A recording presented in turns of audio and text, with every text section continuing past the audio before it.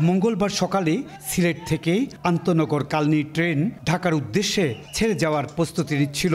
তাই ক্রসিংয়ের জন্য সোমবার রাতে চট্টগ্রাম থেকে ছেড়ে আসা উদয়ন ট্রেনকে মোগলাবাজার স্টেশনের ১ নম্বর লাইনে দাঁড়ানোর সংকেত দেওয়া হয়। তবে সংকেত অমান্য করে সামান্য এগুলেই বাধে বিপত্তি।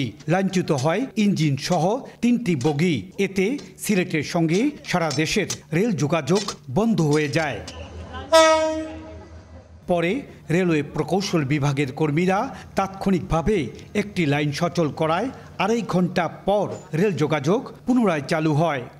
শব্দ আমরা করতেই বারোইও দেখি ড্রাইভারে খুব চেঁচামেচি করে আমরা বাঁচাও কইয়া যেটা উদয়ন এটা থামার কথা, এখানে না থামিয়া সামনে চলে গেছে, যাইয়া ফল্টে পড়ে গেছে। পরিদর্শনে এসে জেলা প্রশাসক জানান, ঘটনার তদন্তে ৪ সদস্যের কমিটি করা হয়েছে।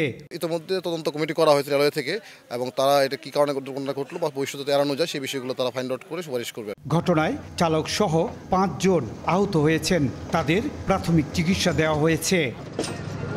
ইকরামুল কবির, সময় সংবাদ, সিলেট।